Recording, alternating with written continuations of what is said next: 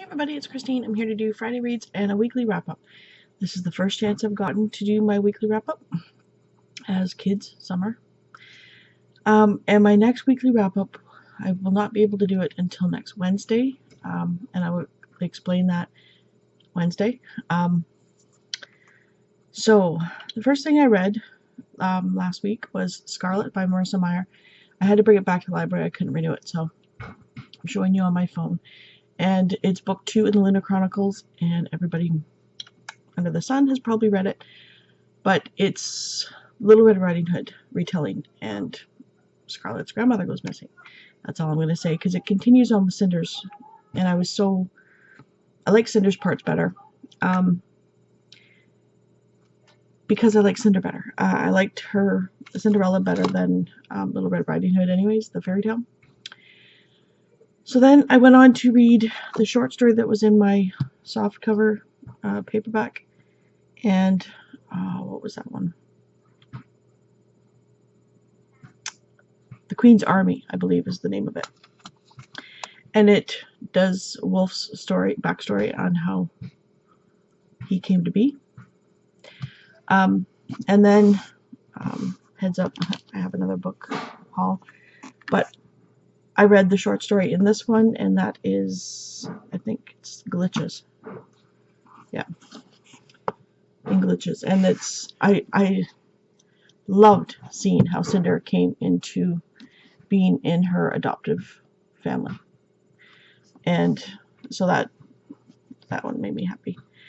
I think I gave Scarlet a 4, and the 2 short stories 4s, I think. Maybe Glitches I gave a 5. Then I read a Tricky Proposition by Cat Shield, and this is book 4 in the Case Brothers series, and I didn't even know there was a book 4 in the series. Thank you, Goodreads. But I was reorganizing these on my shelves, and lo and behold, it was book 4, and I read book 1, 2, and 3 before. But this one is the Case Brothers' friend Jason, his story. And it's between Jason and his best friend Ming, and they've been best friends since grade 1, I think. And she is a dental surgeon or dentist in Australia. And is it Australia? I can't even remember now. No, I don't think so. I think it's in the States. Anyways, she wants to have a baby, and they've kind of had a thing before where he wanted her, but she didn't know it, and she was engaged to his brother, and then they had a falling out. And so Jason doesn't know whether he wants to ruin the friendship and do more, but he hates the fact that she wants to have a baby in vitro. So things go on. And I think I gave it a 3. These ones are pretty much 3s. They're just quick. I call them brain candy because they're just easy, quick reads for me. But I always want more for the story. They're too short. They're only like 180 pages. 187. So then I went on to read Just One Day, and it's the story of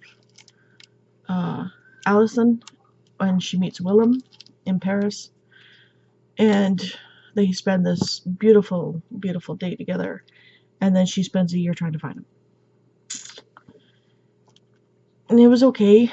I gave it a 3. It picked up close to the end, but I found it really slow. I do like Gail Forman's other series, If I Stay, much better than this one. So, and of course, I went on to read Just One Year. And it says in the blurb, it takes place right after this one ends. And no, it does not. It goes from the day after they meet and the year after. So it's kind of misnomer, if you would call it that. But I like this one better. I liked reading about Willem's story. It was much more interesting to me. But quite a bit of travel in both books. There's like Amsterdam, Mexico, the States, Paris, quite a few places. So I think I might have given this a 4, if I'm not mistaken. And then there's, I don't know if it's a novella or another novel, but it's Just One Night, I think it's called, that I haven't read yet. So this next one I picked up because I was picking up a book at the library for my son, and I seen it there, and I wanted to check it out. And it only took me like 3 hours to read, if that. And it's a big chunker, but it's The Invention of Hugo Cabret. And it's about a boy who's, he was a watchmaker's son, and his father dies, and his uncle takes him in, and his uncle is the caretaker of this big train station. Where is it? In Paris. And so I don't want to give parts of the story away, but he helps take care of the clocks in the train station, and he watches people, and he watches this toy maker, and he steals. But it was really, really good. Like, I flew through it, but it's kind of hard not to when half of it is in picture form, and the pictures really do tell the story. Like, there's sometimes 20 pages of pictures, and then there's a couple of pages where it's just not too many words, and then there's pages where there's lots of words. But it's very wow, and the pictures are beautiful, like just absolutely beautiful. I gave it a 4, I think, just because it's middle grade, and I liked it. It was really, really nice. So then my son has now, pretty much since he's turned 10, decided that he doesn't want to be read to anymore. So we were in the middle of a book, and I finally said, "Are we going to finish it?" And he said no. So I went and finished it, and that was The Ghost Beach by R.L. Stine. And it's about a sister and a brother, Terry and Jerry, who go to their older, like very much older cousin's beach house kind of thing, and to stay for the summer, I think it is. And they meet up with these 3 kids, and there's this ghost in the cave, and they want to try and lure the ghost out or see the ghost, or yeah. So of course I give it a 3. I like the twist at the end. I find that R.L. Stine really does know how to do twists at the end. So yeah. So on to the Friday Reads portion of the video. I started this 2 days ago, and I'm taking it slowly. I'm really enjoying it, but the last couple of days have been kind of busy for me. We've been doing a bunch of stuff, and then we had people from out of town. Well, one of my husband's really good friends from out of town, and he hasn't seen her in 20 years, so she came over last night, and we had a really good time. So I didn't get a whole lot of reading done. So I'm, let's see how far, 205 pages in so far of The Book Thief by Marcus Zusak, and I love this book. I might want to have a copy for myself.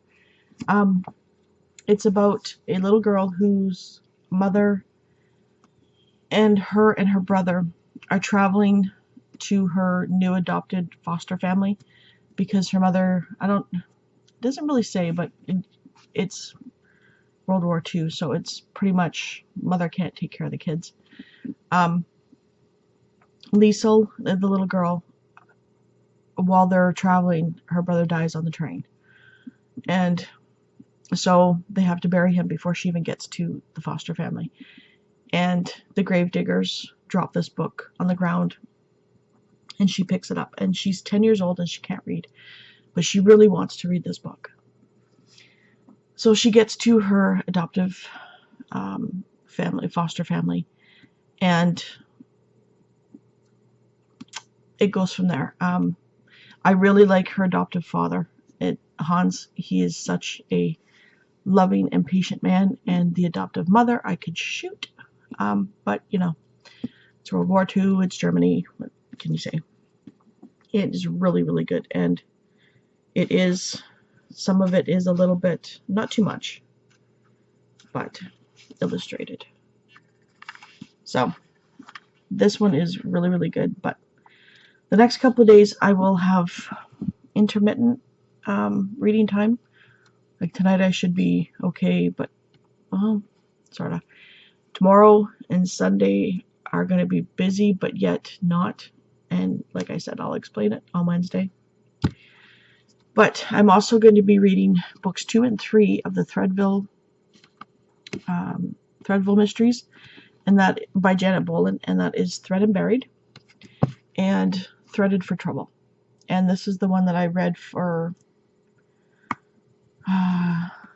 Save Our Cozies readathon. I read the first one and loved it because, as you know, I do a lot of sewing, and I also do machine embroidery, and this is Machine Embroidery Mysteries.